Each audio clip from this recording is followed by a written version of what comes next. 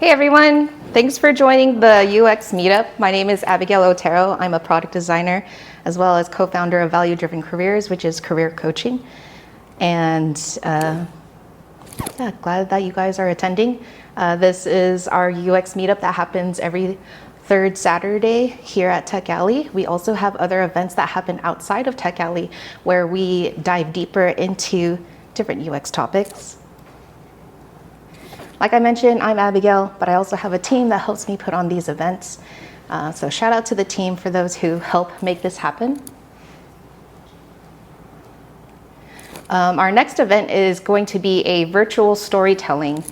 It's going to happen on October 28th, and it will be virtual. So if you don't like being in person and want to be in the comfort of your own home, we're going to do a virtual storytelling workshop that is kind of a spin-off of Gerardo's last presentation that happened last month, where we learned about storytelling and how we can apply storytelling principles into UX and design thinking. So join that workshop. If you scan this QR code, it will lead you to the link tree where there's other resources from our meetup group. And I think it's the third link down that will say how to sign up and give you more information about virtual storytelling.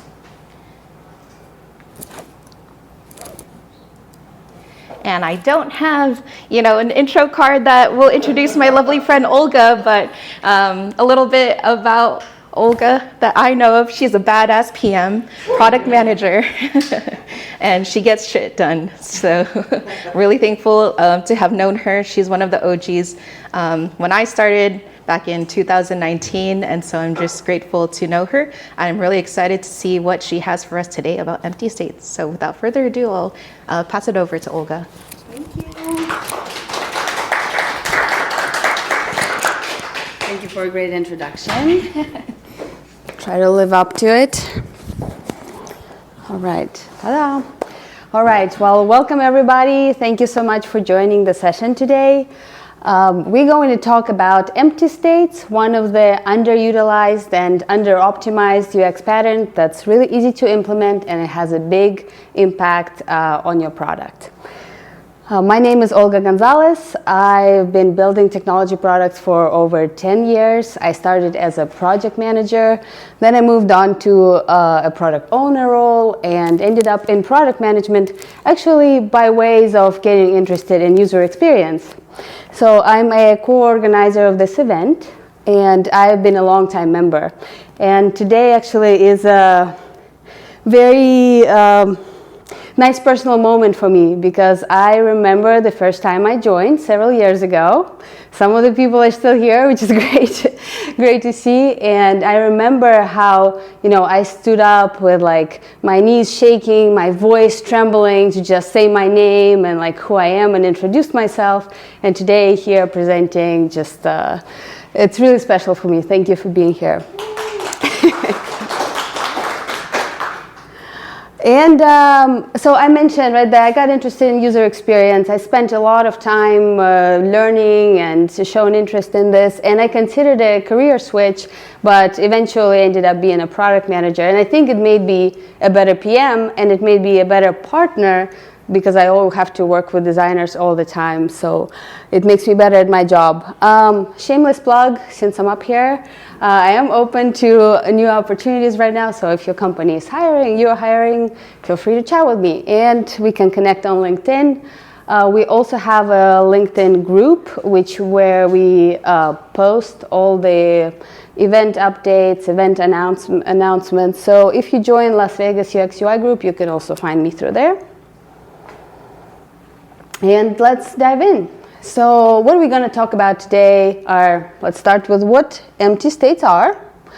I'll walk you through some examples. All the examples I'm going to be using today are pulled from real life applications. And we'll talk about the benefits and what it does for the user and the business, and what is the structure and an anatomy of a good empty state that you can easily reproduce. I actually have a secret agenda while I want to focus on this very specific pattern. What I'm really excited to talk about are the bigger product psychology principles behind why that works. Because if you understand the principles, you can take it to designing anything, whether it's a digital product or designing other things in your life and interacting with this world and other people. And I'll have a bit of a PM perspective to discuss, and we will finish up with some Q&A and a practical exercise if we have time. Please make note of your questions, and we'll do a Q&A session at the end.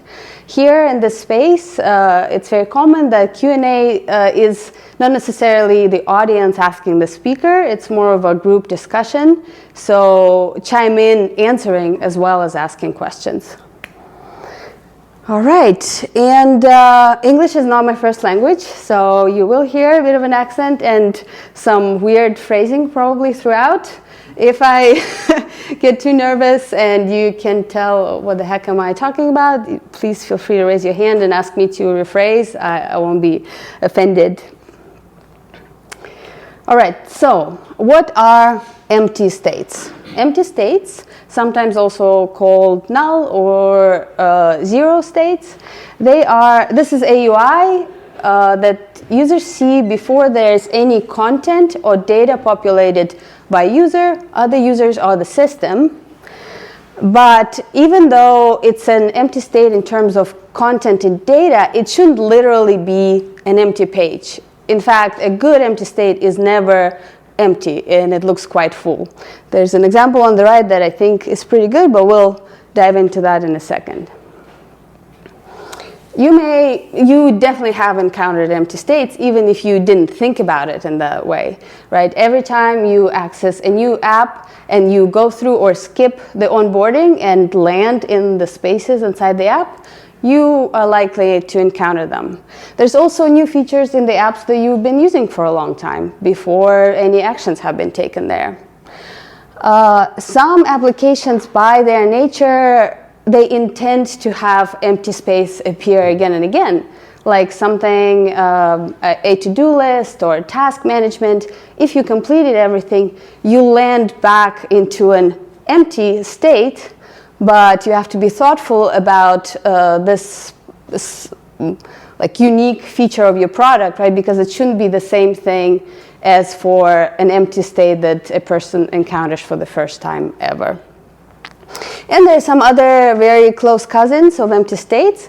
We'll be mostly focusing on the two at the top, but also the no results when you search for something or filter things out.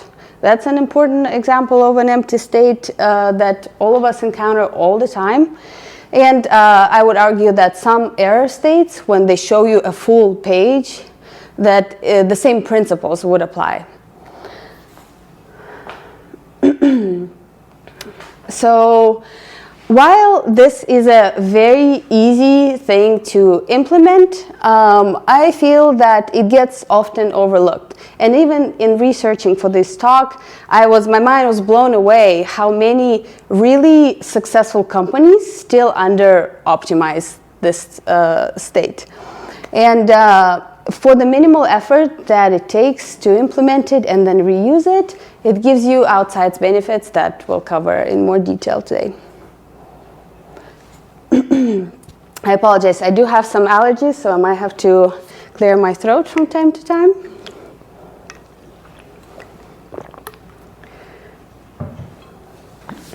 But so imagine you are excited to try out a new product, and you download the app, you register, you get in, and there are two ways this could go potentially.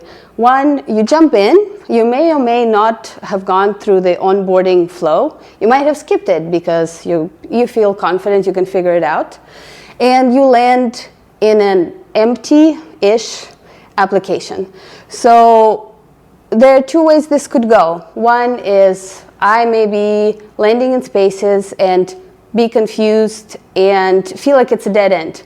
There's nothing here, and I'm not sure what is the right order of steps that I should be completing, what's the real value for me, and is it even, like, is it supposed to be empty? I don't know. Maybe it's not. Maybe it's just not loading.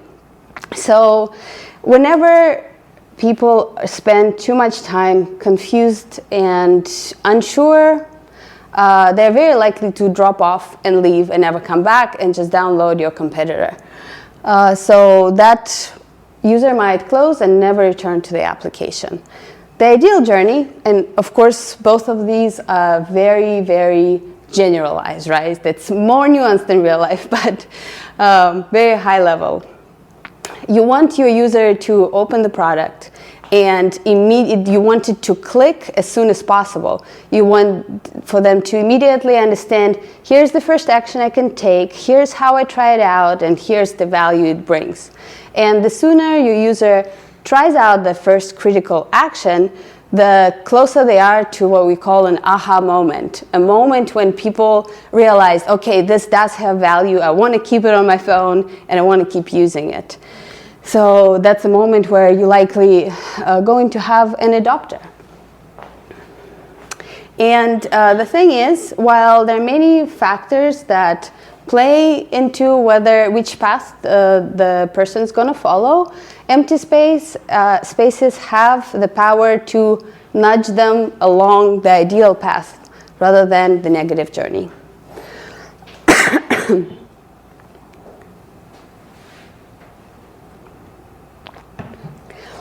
We can think about empty states as a part of an overall onboarding experience. And there's an onboarding flow, right? The actual, like, limited flow that you can go through. But there's onboarding experience overall, right? The process of someone hitting their first significant milestones in the app, where they feel like they're using this, and you know they're using this and likely to stay. So onboarding flow, we are not going to talk about it today. And empty space, they have a couple of key differences, even though they serve the same person. They serve to educate and nudge people towards the first meaningful moment within your product. Some of the differences are that onboarding flow, it's only first-time use, right? And it's skipped a lot of the times. If you're in a rush, if you don't feel like reading, if you are a pretty technical person and you feel like you can figure it out without going through the flow, it's likely you'll skip it. Whereas empty states, they are persistent education within the application. No matter how many times people come back to it until they used it, that education, that support persists. Another thing is, because onboarding it's like extra, it's a cherry on top. For some people, it does feel a bit invasive, especially if it's not done right. It can feel like a lot of extra things they're asking you to do before you get to what you actually want to do. Whereas empty space design, it feels natural to the space. It doesn't jump out at you and asks things of you. It guides you gently. And another big difference, I think, is cost. Empty states are super easy to implement, and onboarding flow requires some more work and requires some tracking of the state, if the user has seen it or not, so it just takes longer to make it happen. Any questions so far? Well, I'll take a drink of water.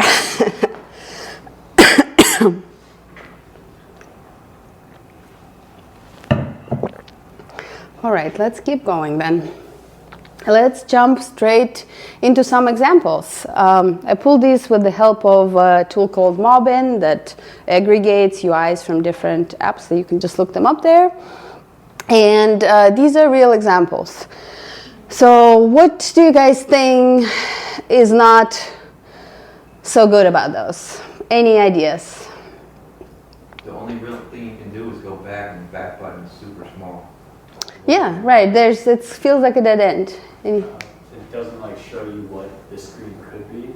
Okay, it leaves you guessing. I think you pointed out you want to know what the screen is for. Right. Yeah, exactly. So there's multiple things wrong with this, but really it's a dead end. It's too empty. It's barren. And there's no guidance on what this could be, what this does, and what's the next, what can I do here? And even more so, like especially this example right here, the no records found, this is not a search, right? This is your history tab. So I might wonder, well, should something have been found? So it's unclear state. Is this supposed to be empty or not? There's no guidance on what to do next, and there's obviously no like value hints. Here are a few examples that are doing a little better. Any thoughts on what makes these better? Got some colors. It tells you an action of how to receive something in this area. Correct, yes, exactly. Any other thoughts? Two of them have menus at the bottom so that you can get out of there and do something else in the app. Yeah, that's true. So as you mentioned, one visual aspect is also important. This is an opportunity. Every real estate, especially there's so much real estate here that you can use to reinforce your brand and the tone of voice of your company. And at least it's clear here that this is supposed to be empty. There are little indicators like once you do this or do this to you know that this space is supposed to be populated later. There is some guidance on what's supposed to happen. And the language here is different, right? It's like a person talking to a person rather than just no results, kind of curt and really characterless. So one thing that I don't love about this is that while there's an indication of what the next action should be, we're still leaving the user to hunt on where to find that action on their own. Whereas we could have fixed that quite easily by adding the call to action right then and there. So these are good examples. And of course, this is some of the simplest pattern that's the most common. It doesn't mean that it has to be exactly like this, and once you learn the rules, you can break them. But this is one of the common ones, and it checks the boxes. And the main boxes that it checks are concise and clear explanation of status, what the feature does, and it hints on the value of this. Or sometimes value is very straightforward, right? Like I know what card does, generally speaking, right? I know what the value of having an empty cart is, or a cart. But sometimes if your product is more specific, more novel, then you definitely want to use the space for education about what it is and the value that it brings. And the imagery is imagery can serve a couple of different roles. The visuals, they reinforce the brand, they set the mood, set the tone, they make your app recognizable and memorable. But they also hint about context, and it's really important because we process visuals so much faster than we process text. So sometimes people know what they're looking at from the picture alone before reading, and we want that because that feels frictionless, that feels natural and intuitive. So basically, what worked about those examples, and here's another one, it's clear education and explanation. It's the benefit to you. Like in this example, for example, it says, plan your next purchase, right? I know I can plan ahead even though I am not buying now. The action button is prominent, clear, and it's a singular one. I don't have to consider, should I do A first or then B? There's the next step right there. The illustration is helpful, and there's little things in the copy that can be done, just really, really tiny wording that already makes it better. Things, you can say, no projects. in like a project space that's empty. Or you can say no projects yet. And that 3-letter word, right, it already changes the mood a little bit. So using things like yet, start, or just imperative verbs, like do this action, it really helps to communicate the state and be action oriented. And one thing that I wanted to mention here is that sometimes the next action that is helpful for your user, right, you're trying to anticipate what they're wanting to do, but also you're trying to think like, what's the action that I as a business want my users to take to become adopters and to raise engagement, things like that. So sometimes it's pretty obvious, right? Like you don't have any orders, well, browse things to order. It can be a little less direct in spaces that are aggregated by the system or by other users, like notifications or likes, right? I'm not going to be able to populate that state myself. It's other things that come up as content later. But you can have a related action here, right? A related desirable action, like you don't have any notifications yet, but if you connect with your friends, you're likely going to have some. So that's the action towards which we're going to guide you. And here another one, there are no likes, try boosting your profile. That's even more business oriented. And even if there's something that there's no need or way to tie an action, like say empty trash can, like it's not necessarily that we want to nudge people to delete things, but we can at least help them by saying back to this main area, right? We still want to make it feel like it's a very smooth path, that they don't have to think about it and they can just follow it. All right, so here's breaking it down into more abstract elements. We talked about all of those.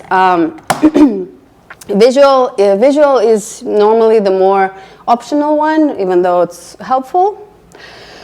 Your header and your explainer will be where you educate and provide context, right? How is this going to be populated? Why is this open? And what's possible here? And if you can inject value that the people will get from your product, it's going to be even more valuable, and valuable with the value. It's not, I'd say it's the hardest part of creating a good empty space, because it's hard to write really concise copy that's just a couple of sentences that has all of those things, right? It explains the context, it explains the value, and it nudges you towards the next one. That's a lot. So this is the part that usually takes iteration, multiple trials, just like don't go with the first thing that popped into your head, right? This is a part of thoughtful design, and it definitely takes a few tries to like really condense it into a helpful explainer. And primary call to action, that's the next productive action that we want people to take. And sometimes there's a secondary one. Most cases, it's not recommended, but it depends on your product. You still have to be aware of your context. And once you know the rules, you can break them thoughtfully. Here are a few examples that look nothing like I showed you before. One of them is if your product has templates, that could be a quick way to start people getting on the right path, right? To try it out, to get an action. Sometimes there's way more than one primary option, but since it's a single action, it still doesn't feel too overwhelming. And another example is promoting your premium on a related action. So there's definitely ways to play around with it, to morph it into something of your own once you understand the principles behind it.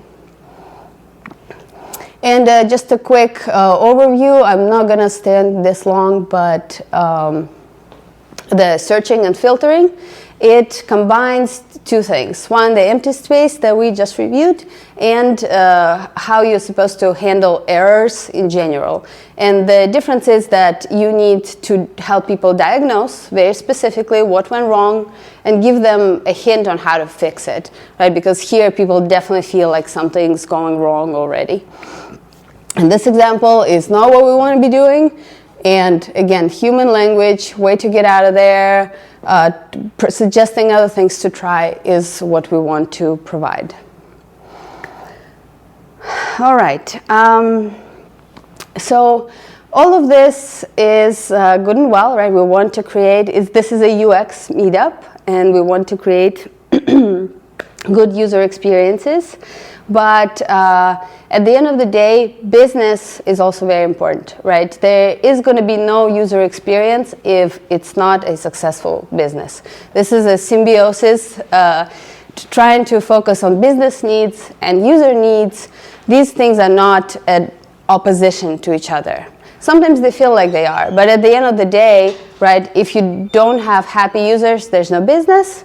And if you don't have a business, there's not going to be a tool for the users that exists that solves their problems. Empty states, they can affect quite a few different product success metrics. A lot of these are interconnected and they kind of feed one into another, but the general idea here is that empty states, they affect your adoption and they affect your engagement, right? And sometimes conversion, like examples with e-commerce, search, carts, that goes straight into your conversion or browse to buy rates. So just to sum this up, effective, good, thoughtful empty states. They guide user towards the next productive action, and that action should be productive for both the user and the business. It gets them closer to the aha moment, which is that metric at the top was time to value, which a person realizing this is valuable for me. I want to use this. This will solve my problem well. And it just prevents user frustration, right? Like on those first empty examples, that feels sad and boring, and you feel like you are in a dead end, right? No one's helping you. You have to now use your brain power to figure out what to do with this, and that's frustrating and confusing, and you definitely want to avoid that for user satisfaction. There are many different things that we can do to improve those metrics, like those things I'm talking about, the adoption rates, the engagement rates. It's not just the empty states, right? There is a myriad of options that we all are always considering. What do we do first? What do we do second when we build a product? There's always a limited amount of time. You want to get that value out as soon as possible, and probably a limited amount of resources to build this. So where do empty states lie if they need optimization? And in product management, the way we think about prioritization is usually through several different frameworks, right? There's a ton. There's RICE, there's Moscow, there's Kano model, there's a million. But at the end of the day, they all compare the amount of effort you have to put in with different interpretations of how impactful it's going to be. So this is a very simplified way to think about priorities. I think it's helpful in our lives, even when we consider what to do first, what to do next on our to-do list on a Sunday or whatever. We want to be in this quadrant of low effort, highest impact.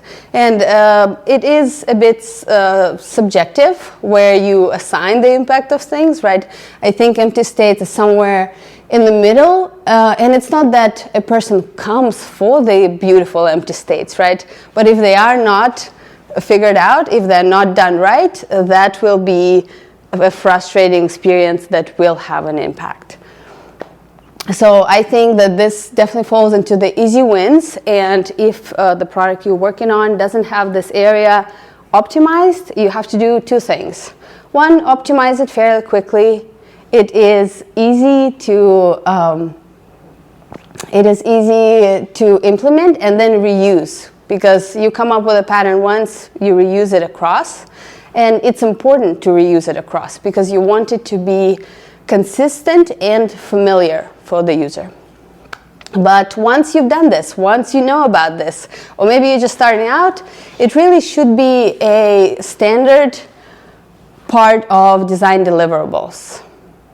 And with the same as arrow states and loading states, empty states is just a part of an overall standard that should be always thought about it, but it does get overlooked because we tend to focus on the more complex, the core things, the core interactions, the core functionalities. Of course, we focus on that as teams a lot more, so it gets overlooked easily, right? But just keep in mind it is impactful and it's such a little thing that has these outsized benefits. And now, any questions here so far about the patterns that I showed and some of the rules and principles of how to build them? I have a question on this. I know that this is something that you tested and iterated with the company that you've been working with. How has it made an impact both for the business and the users by going through this exercise? Yeah, I don't have the exact metrics, so at the time we weren't measuring the product precisely, but I did a lot of observation through tools like where we're using Hotjar, Full Story, so any session recording tool will give you this. And basically, one of the things that I observed right away is that users start doing a lot of rapid, chaotic clicking around the sections, because once they land in a section, they know what to do. They are likelier to stick with it rather than just, okay, there's nothing here, let me see there, and there's nothing anywhere. So it turns into this like chaotic, frustrating experience, and people are actually guided towards the actions we wanted them to try, or at least they understood because we had a couple of highly specialized concepts. Like part of our products was called binders. Well, do you know off the top of your head exactly what our binders would do? You know, they could do a couple of different things, even if you're familiar with the word. And we used the empty states to educate. Binders are a good way to organize your notes from different materials. Does it answer your question? Thank you. All right, and now my favorite part might be the most boring part for you guys, but I'm excited about it. It is the principles and product psychology behind efficient empty states. This is not a full list. Of course, there are other things, but I just wanted to bring up a couple of things that can be applied to many other parts of design. First one is called Fogg's behavioral model. Basically, he states that for a behavior or for an action to happen, there has to be 3 components that all coincide, they happen simultaneously. And that is motivation, ability, and trigger. And while you can't affect someone's motivation, you know, is it a need for them? Do they have it in their goals to try this particular thing out? You are in control of ability and trigger. And you give them that ability by that prominent action right there. And the trigger is your copy, your prompt, and again, the call to action. So if there is motivation to get accomplished something that your product does, you have to take care of the latter 2 parts. And people are likelier to convert, try things out. Another one that is really, really, really common in design, even if we don't think about it, is Hicks' law. And basically, it takes longer to make a decision the more complex options you have. Have anyone heard of the jam experiment with multiple options? Yes? Well, for those of you who haven't, there's been an experiment that had customers come up to a shelf in the supermarket where there were only 4 or 6 flavors of jams. And the next day they did the whole thing where there were 22 flavors of jams. And what they saw is that people are more attracted to a 22 jams shelf, but the number of actual purchases is abysmal. It was like 3% of people bought something, because people start just get into analysis paralysis if there are too many things to compare. Like, do I want peach, apricot, or plum, or 22 other options? Whereas with 6 options, it was, I want to say, 10 times more actual purchases were completed. So, and this is applicable not only in your empty stage, where you want to limit the number of actions and explanations you show there, but this is applicable to your navigation. Pretty much any interaction you have to keep it concise, you have to keep it limited, and disclose things gradually so there aren't too many things to think at the same time. And this feeds into a more broad idea of cognitive load management. This is one of the core ideas of UX design, I would say, in general. It is that we want cognitive load is a total amount of effort, of mental energy someone has to exert to complete a task, to make a decision, or to understand something. So if your app drains that mental energy that we all have limited, we all have a million other things going on in the day, and using an app is definitely not a goal in itself, right? We want what that app accomplishes for our life, not the usage is not a part of what users want.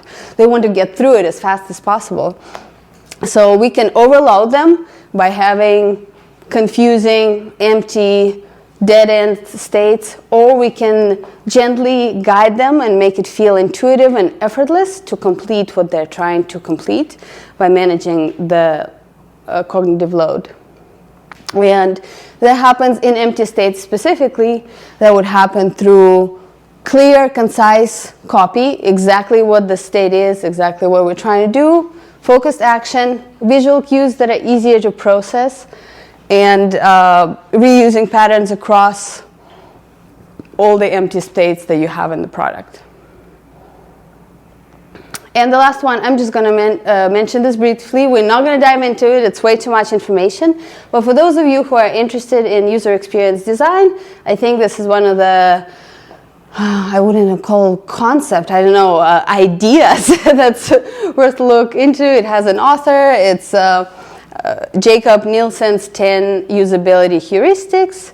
And those are heuristics for what makes a product usable. Basically, the boxes you have to check to ensure that your product has good usability. And all of them apply in some way to empty states, right? Some more than the others.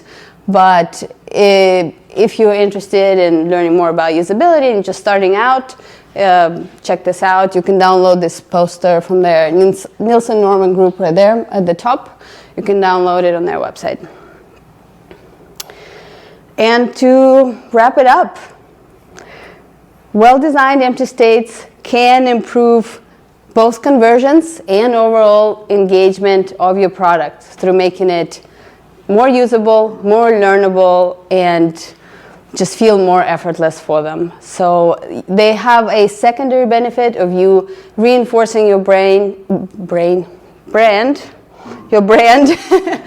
and building an emotional connection, becoming memorable, and forming good associations with your product.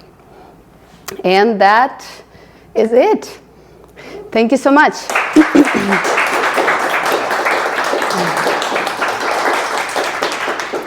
For those of you who didn't have the chance to check in the beginning, this QR code will lead you to our group's Linktree page. Please check in at the top. There's a very quick form just to know that you were here. We're trying to understand the audience of our group to do better. There's also a link to our next event, which is going to be on October 28th. Yes, it's a virtual event. It's a storytelling workshop. And on the same link, you'll find a LinkedIn group where you can follow us and an Instagram page. So Now, any questions? I know this was a little dense, and I apologize. Yes. I had a question for the, for let's say the stickiness of the application and, is there like a difference between kind of demographics, for example, in my industry, for the people that I'm making it for, the ages range from like 22 years old all the way up to 65 years old, like, and obviously with the younger demographic, it would probably be a little bit more easier to understand, and it would take a lot less brain power to know that this application, like, it's doing its thing, right? But the kind of like older you get, the more cognitive process you gotta kind of do to kind of figure out, hey, this thing isn't working the way it's supposed to be doing, so I'm gonna start clicking a bunch of stuff. So how important is it for, so I guess my question is, like, how important is it for, or what's things that you should consider when you're kind of working with such a kind of a broad age range? Mm-hmm. That's a great question. Oof, and I would love to hear more answers to this. I think you knowing that you have a wide audience is already a good start for it, because now you can be more aware of things like accessibility in general, right? When you make things, like even in this example, let me go all the way back to my slides. Let me try, I want to illustrate this. So look at this. Can you read this from the back of the room? I don't know if you can. Not really, right? So someone with a slightly worse eyesight already, even if this was a helpful message, you can read what that message says, right? So you have to be aware, you have to be more focused. Everyone should be focused on, but you have to be even more focused on accessibility, and I would say making it even more simplified. I think that this approach of one action, specific copy that directs becomes more important. And in this case, some companies, they use kind of more playful language sometimes in these spaces. They use jokes like, ooh, a little empty here, something like this. And if your demographic is very young and your industry is more playful, yeah, you can get away with this. It can be good. But if I remember you doing something with aviation, right? Probably not like jokey, light tone is not what we're going for, right? We're going to very precise, clear language. So that will be reflected in your overall tone of voice, and here in the empty states as well. Does anyone want to add to this? Do you have research on what user, aside from age, do you have like personalities? Do you have personalities? Oh, yeah, it's like high personalities. I think of mechanics kind of as puzzle solvers, and Sure. they're really good about that. There's probably like gleaming archetypes. There's the puzzle solvers, which is kind of like I am, and then there's the inspectors that they can probably spot a crack from like a mile away. And then there's people that are very good with schematic diagrams, like figure out crazy stuff with like electronics, and they all think in different ways, and they all interact with things in different ways. And So with those, let's say the three archetypes you mentioned, have you interviewed or surveyed those archetypes to validate your assumed personas?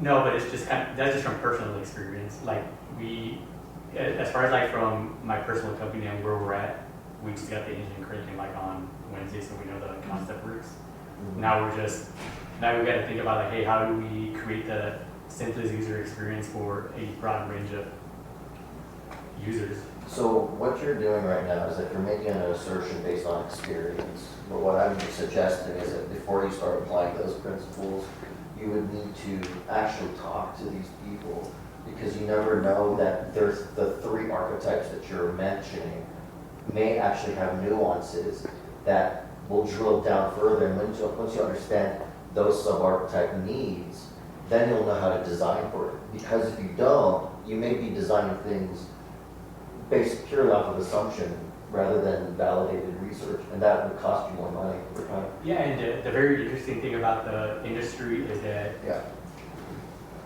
even for decades, it's been a very, there's just kind of one way to kind of do your job. So Mhm. think about just kind of reading a book with just instructions. It's been Sure. like that for decades among every aircraft imaginable, and nothing has Sure. really kind of changed Yeah. in that aspect. So right now, I kind of think about it, hey, there's an opportunity to kind of think about user experience while we're developing this thing for mechanics, and Mhm. that's why I'm kind of here. I just want to pick your own brain on Mhm. if we were to, we already designed the back end, how can we now make it an intuitive user experience for the actual mechanics at a massive scale, among demographics, among airframes, among different languages, eventually. And it's probably like a daunting task, but it's very important to me to nail down the user experience because it's going to be everything. Sure, yeah, as long as you have the research to back it. Dennis, you want to add to this or a different I think an question? expensive solution, like alluding to your previous slide where it was just like the top right one where it was just like it was like a big bet and stuff. Photoshop actually already did this where they basically you design for both. You design for power users and then you also design for like the people that aren't really super familiar with your software and stuff. And I think the way that Photoshop, I think they called it like Photoshop Express or something like that. And they just basically took like the 6 most The popular Lightroom, really? of whatever, yeah, and they were just like 90% of people only use Photoshop and use these like 6 functions and stuff. So get rid of all the stuff that like the professionals use in order for these like minute touches and stuff. I do think that it would be an expensive solution because essentially you have like it's almost like 2 separate products and stuff, or 2 different kinds of like interfaces. But that is essentially one way to kind of appeal to all demographics, the people that are really familiar with your industry and have been using the tool, they know what they're looking for and stuff, give them the full functionality and stuff. And for the people that are either learning, they're students, they're getting into it, just give them the tools and stuff that like is gonna get them 70-80% of the way there. And if they're interested and they're invested, they will go learn the full functionality side and stuff once they start coming into obstacles. But that's only hearing about your industry for 2 sessions. No, man, that's fucking genius, man. because like I'm a power user. Yeah. Because I like to part out my wisdom of what I learned about the trade, and and I know there's people that they're not invested in the way that I am about aircraft maintenance or even about the thing. So I know that separating from casual users to power users, the power users, these are just crazy individuals that know the system in and out, and I know that a different interface would appeal to them greatly because they want to give out their wisdom. They want people to know like, hey, I mastered this billion-dollar aircraft. I know all the systems in and out, and I could teach somebody here in Las Vegas. And when I'm working here in Las Vegas, and I know the system so well that everybody working in Montana on the same aircraft or in Korea, they're gonna want to know what I have to say about this aircraft, or these very outliers, these outlying problems that I figured out, and that's very valuable to like the industry. Yeah. And then on the other hand, there's people that are just kind of casual users that they just want that information so they could go home and go be with their families. Yes. Yeah, that's where you want the hierarchy also, right? Built with that in mind. You want the immediate things prominent, and then you want the path to those diving deeper that they can. It doesn't have to be all the information doesn't have to be on the same page. You just have to show a path on how to dive deeper in a very practical way, like this secondary action here, right? That could be a link to help documentation or technical documentation in your case, right? That's where you can use that secondary path that's less users are going to go down to dive deeper. I had 2 more hands up. Rico? 2 things, just kind of to reaffirm what you're saying. Adobe did it twice. They did it with Photoshop Express. They also did it with Lightroom. They did Lightroom Mobile and then Lightroom, whatever they call the old one, like Classic or whatever, it has more Just functionality. So, like, if it works or not, they did it twice, and it's one of the biggest companies. So yeah, but 2, going back to a more simpler thing of the context affirming visual, it's a way for you to kind of reemphasize your brand style, right? Like for all trails, it was like a nice little artwork, right? But if you're saying that your people are kind of like, we don't care about that, you can just make the image kind of a thing that stops them from reading elongated text, right? So make the image just kind of the visual that they would get faster than reading the text, like she said, the 600 to 600 times faster through an image than through the text. So it's like, I don't know, not a big X or something, but something that tells them right away, instead of having to do the text, right? So you can get to both the people who maybe accessibility issues or whatever, right? It's a big image that they see, and they see it right away, they understand it right away. Or maybe the older audience, and then for the younger audience who's like, what's going on here? I want to know the details. They can read and they can put it themselves, right? Something like that. Thank you. Chief? When you said that your audience is too wide, I think that's a possible problem. Because when you aim to serve everybody, you aim to no one. Mm-hmm. You have to narrow down your persona, the type you want to attack, and go for it. The rest might learn, like pro user, for example. Those ones are the ones you want to focus on. I'm speaking about the ones, the rookies, the new ones, they can learn, but that's not what you want to focus. Otherwise, you're not going to get like larger and larger. This is an example that came from Stanford, for example, from a workshop. You know the potato peeler, right? Back in the 80s, the Oko potato peeler, it didn't have the rubber grip, and everybody was using it. The CEO of Oko, his wife, had arthritis, and he decided put a rubber grip on it because my wife cannot use it without it. And now everybody uses. Yeah. So the needs of a specific user amplifies for everybody. So it's something to consider. It's a more complex product, of course, right? Yeah. But I think narrowing and targeting something, it will give you better results.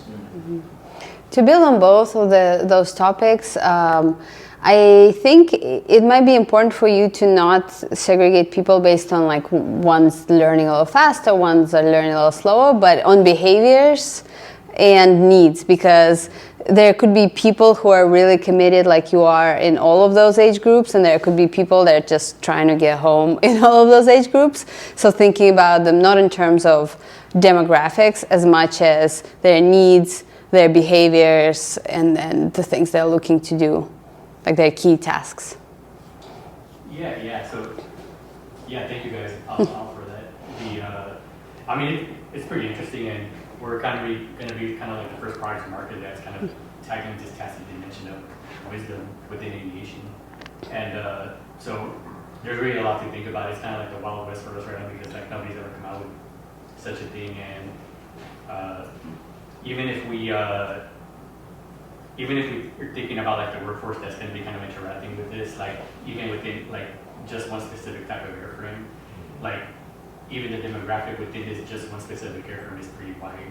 There's the people that are just getting out of an aircraft maintenance school, getting out of the Air Force, and they want to dive into aviation maintenance. And then there's the old crusty guys that have done it and seen it all, and they think that hoarding their knowledge is kind of a mode for them to kind of stick around. And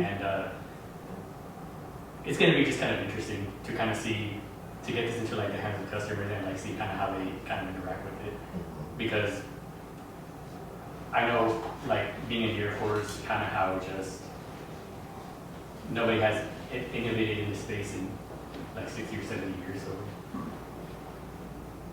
So thank you guys for that. No, thank you for kicking off a discussion. We have one more hand. Would you like to add something? Just to kind of pile on your comment, when copywriters write, they often think about writing to the lowest common denominator. So on top of doing your user research and potentially doing a smaller thing, maybe designing for that lowest common denominator could be something to keep in mind. So keeping it simple, big buttons. If you've got a user group that's having problems seeing and interacting. Now that you said aviation, I think about my husband who worked in repairing MiGs.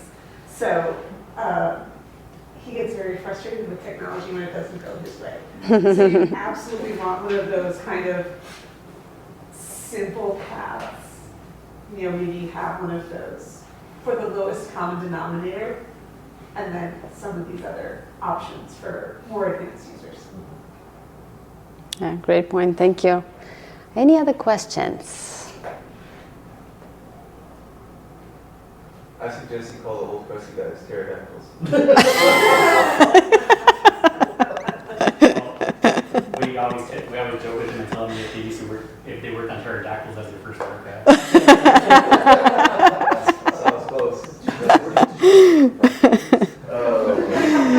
I have questions. I just wait till everybody else is done. Do you have examples? Because you had two of the psychological examples. I forget, it was Boggs and something else. Fogs and Hicks, Fogs. yeah. Can you give more examples of what those are in the wild, whether they're UX related or?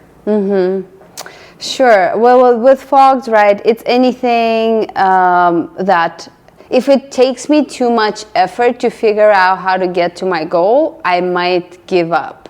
You know, like dealing with the device, if I'm not able to figure it out right away, like I feel like the ability is not there, I might give up. Same as, I was trying to give this question to my husband over here, if this is a good analogy or not.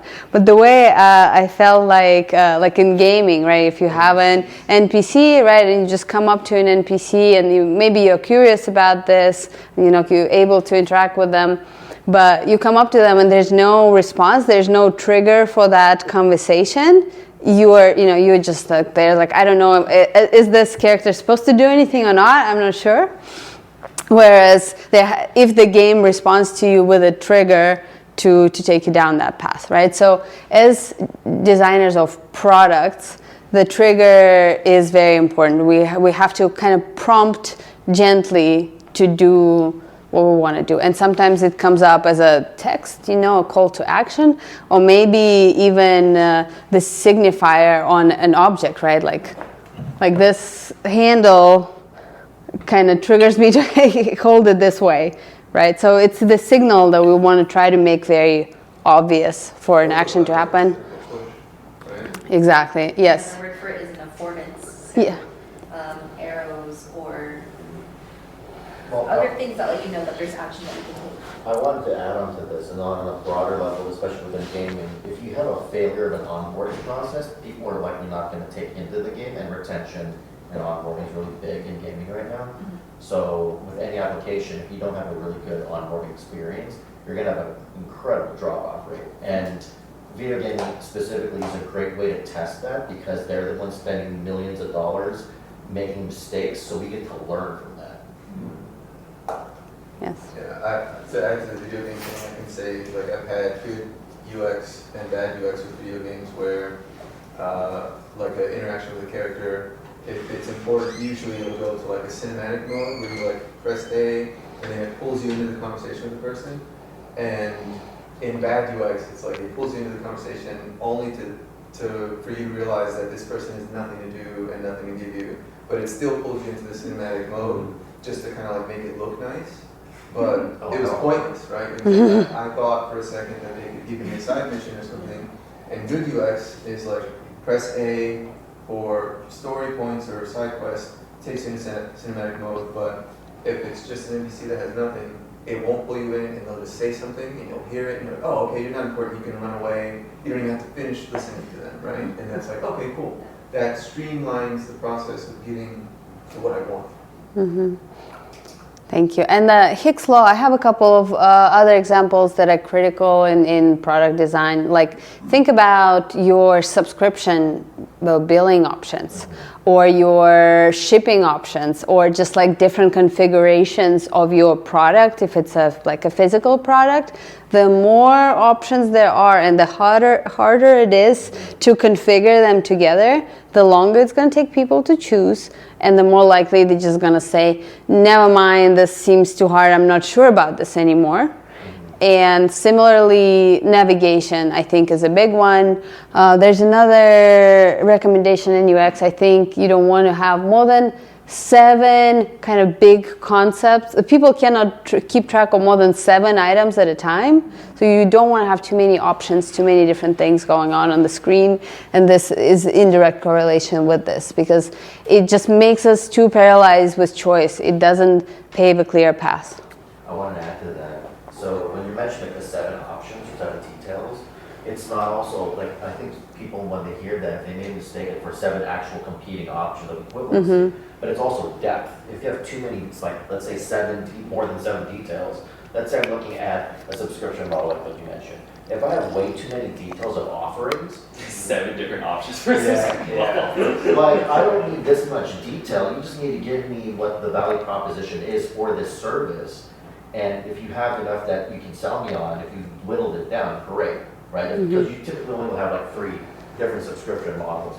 And more than 7 of those, I don't really care about anymore. Now it's just like I'm just overwhelmed. Basic events in enterprise. Oh yeah, That's what it should be. absolutely. Yeah. And the reason for 3 is 1, you don't want to give too many options to confuse people. And usually one of those 3 is what's called an anchoring option that they don't even think you will get. But because it's so expensive, it makes the option before more attractive. So yeah, exactly. Which is what we're seeing right now. We price something so high versus what is the value when you price it lower. Yeah, I was going to go back to gaming in that with the excess of options, there's some games where it's just built where you have a bunch of options, where it's like a good example is Battlefield just came out and you can customize all of your weapons and all these different things, and they know that it's overwhelming, so they just give you a template. They're like, here, just use this. And if you want to, add on to it or change it, then you can go into that menu later. But having a template to get you started so that you're not overloaded, and you can just go in and have fun. So what you're saying is you need to do another page and talk. Okay, cool. Yeah, we'll talk about it. All right. Are we up to, I think we're up with the time, right? Okay, thank you so much. Thank you.